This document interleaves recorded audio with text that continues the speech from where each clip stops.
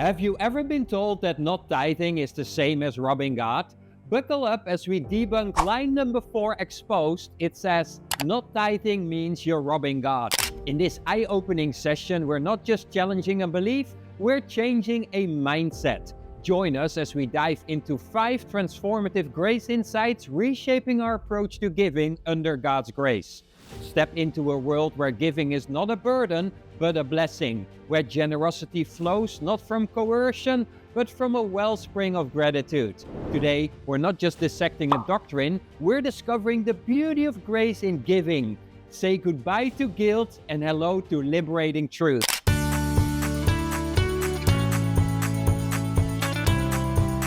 Hi, I am Bas Rijkse from gracegate.com, where we dive deep into God's grace, reshaping how you see yourself and your future. Curious about the deeper truth behind tithing, offerings, and grace-led giving? Discover the secrets waiting for you at Grace Gaze Academy.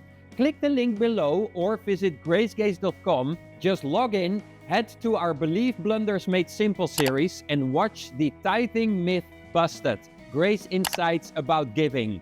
Immerse yourself in these transformative teachings at no cost. While access is free, we ask for a donation to help us continue providing these life-changing resources.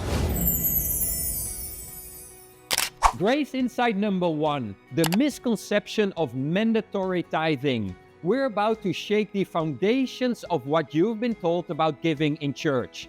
Have you ever felt that uneasy nudge, that subtle guilt trip when tithing and offerings are mentioned? You are not alone. Today, we're going to unravel this ball of yarn and reveal a liberating truth. Let's start with a question that might ruffle some feathers. Is tithing, that sacred 10%, really a Christian's VIP pass to God's favor? Spoiler alert, it's not. This idea of mandatory tithing is like an old scratchy record that's been playing on repeat in many churches, drowning out the sweet melody of grace. It's rooted in the law, the same law that Paul in the New Testament reminds us we are freed from. Remember Galatians 5 verse 18? If you are led by the Spirit, you are not under the law. That's our cue, folks. We're not in a legal contract, we're in a love relationship. Now, picture this. The institutional church system, as crafty as a fox in a henhouse, has used tithing to create a culture of fear and obligation. They say, give your 10% or else. Or else what? Or else you're robbing God, they claim. But let's pause and ponder this staggering fact. 82% of the average church budget is used to cover the expense of buildings and salaries. This statistic shakes the very foundation of what we've been taught about giving in the church. It's like investing in a corporation rather than contributing to the community's spiritual nourishment. But let's pause and turn the dial back to what Jesus showed us. Did he ever pass around a collection plate with a minimum entry fee? Absolutely not. He was more interested in breaking bread with tax collectors than breaking the bank of believers. But here's the kicker. It's not just about the money. This misconception has a darker side. It's like a murky cloud overshadowing our faith, making it about performance rather than grace. It's as if we're saying to God, look how good I am. I gave my 10%. Instead of, thank you for your endless grace. Here's my joyful response. Friends, we're not just punching a spiritual time card. We are walking in a relationship of love and trust. Moving forward, let's envision a different way of giving, one that resounds with the rhythms of grace and freedom. Giving is not about meeting a quota, it's about a heartfelt expression of love and gratitude. As we journey from the mindset of the mandatory tithing to the joy of a grace-filled generosity, bear in mind, your giving is a love song to God. And oh, how He treasures every melody. Grace insight number 2, the institutional church system's agenda. Alright, let's dive into some eye-openers now. Having shaken off the chains of mandatory tithing, it's time to shine a spotlight on the big, not-so-secret agenda of the institutional church system. buckle up because this ride might get a little bumpy. Picture this, a lavish $10 million mansion or a sleek $350,000 Bentley. Sounds like the lifestyle of a Hollywood star, right? But no, these are the spoils of some of the top-notch church leaders. Now, don't get me wrong, there's nothing sinful about nice things. But when churches spend more on their leaders' luxury cars than on feeding the poor, we've got to ask something. Are we running churches or royal courts? The harsh truth is that the institutional church system in too many cases is less about spreading the good news and more about spreading their own wealth. With an annual budget that could make a small country's economy blush, it seems like the priority has shifted from service to splendor, from humility to high rises. It's like we're building a kingdom on earth and forgetting about the kingdom of heaven. Let's take a step back and remember our role model, Jesus. This is the guy who walked around in sandals, hung out with the fishermen, and had no place to lay his head on. Jesus' idea of a big event was feeding 5,000 with a boys' lunch, not hosting a gala in a golden hall.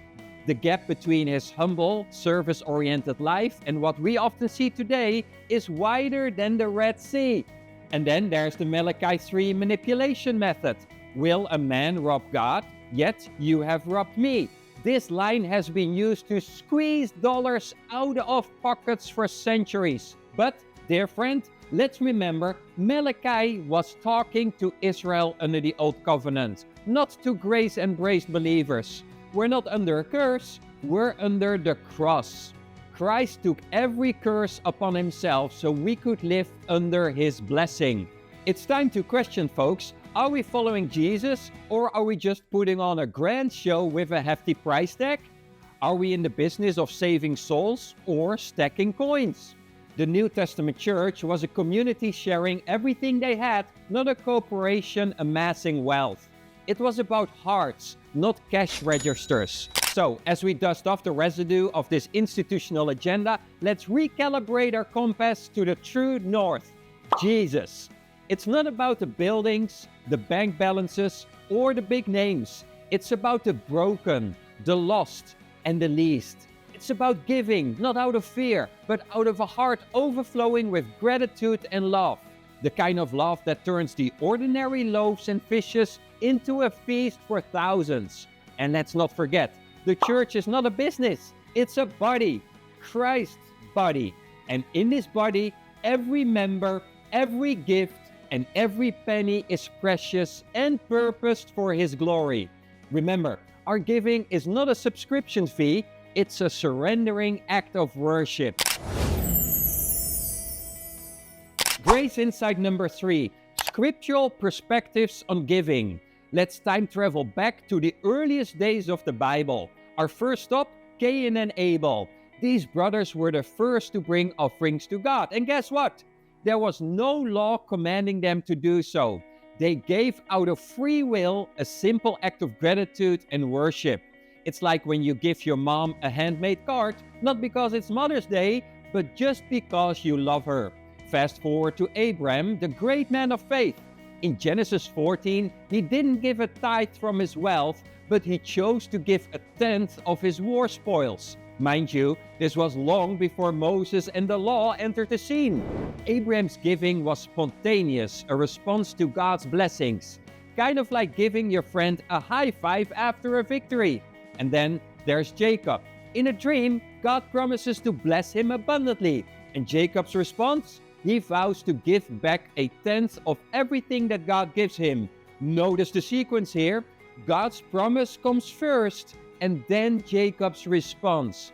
It's not a transaction, it's a relationship.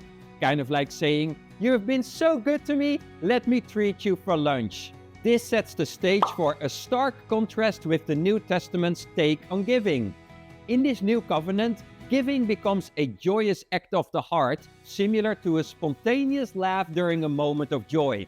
It's a shift from obligation to a free expression of love and gratitude. Imagine if giving were like laughing. You don't laugh because you have to, You laugh because you just can't help it.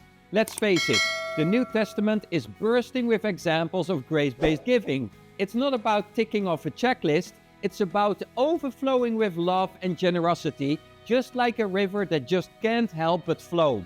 So, as we journey from the law to grace, let's embrace a new era of giving. Let's shift from giving out of fear or obligation to sharing joyfully, like offering a slice of your favorite pie to a dear friend. It's not about the amount or frequency, it's about the sincerity and love behind it. As we navigate through these often misunderstood scriptures, remember, our giving isn't about earning God's favor, it's a response to the immense love and grace He's already bestowed on us. Every time we give, we're singing a love song to the God who's given us everything. Grace insight number 4, overcoming the performance-based faith. Let's uncover how the insistence on mandatory tithing turns faith into the high-stakes performance where fear and guilt and stress are the welcome front row spectators. You see, when tithing is pushed as a compulsory act, it's like putting faith on a treadmill, constantly running to earn God's favor, but never really getting anywhere. It's a never-ending cycle of do more, be more, give more, which can leave us spiritually exhausted and empty. Imagine playing a never-ending game where the rules keep changing and you never really know if you've scored enough points to win. That's performance-based faith for you. In contrast, let's look at what the New Testament has to say about this. Jesus Christ came and flipped the script. He said, "Come to me, all who labor and are heavy laden, and I will give you rest." Matthew 11:28. This isn't a demand for relentless performance, it's an invitation to rest in a relationship based on grace. The New Testament encourages us to give not out of fear or obligation. Giving should come from a place of joy and generosity as a natural overflow of the love and grace we have received. It's like giving a gift to a loved one, not because you have to, but because you're so filled with appreciation for them that you can't help but give. The Apostle Paul puts it beautifully in 2 Corinthians 9:7. Each one must give as he has decided in his heart, not reluctantly or under compulsion, for God loves the cheerful giver. Here's the heart of it. God values our heartfelt response, not our reluctant compliance. Let's break free from the chains of performance-based faith and bask in the warmth of grace. Our giving should not be a barometer of our spirituality or a ticket to God's blessings. We already have His blessings and love in abundance. It's about celebrating God's grace through our expression of love and gratitude. Remember, in this walk of faith, we're not performance on a stage trying to impress a divine audience. We are beloved children responding to our Father's boundless love with hearts overflowing with gratitude and joy. So, let's give not because we're afraid of falling short, but because we're so full of His love that we can't help but overflow. As we move forward, let's embrace giving as a joyful celebration of God's grace, not as a burdensome chore. Let's give as we're moved by His Spirit, celebrating the freedom and joy found in living a life marked by generosity, fueled by love, and free from the change of performance. Remember, in God's kingdom, it's not about the size of your gift, but the heart behind it. Grace insight number 5, embracing graceful giving. Dive into a new way of giving where love, gratitude, and freedom lead the way. Imagine giving not as an obligation, but as a spontaneous act of joy, much like when you see a breathtaking sunset and can't help but share the photo with a friend, not because you have to, but because it's too beautiful to keep to yourself. Forget the old, rigid formulas of tithing. Now, we celebrate freedom in Christ, a liberation from the must-do percentages to a heartfelt generosity. It is no longer about quotas, but expressing our deepest gratitude and love through every gift. In this grace-filled era, giving transforms into an art form, transcending mere numbers and percentages. The emphasis shifts from the quantity given to the quality of our giving, a reflection of our gratitude and love.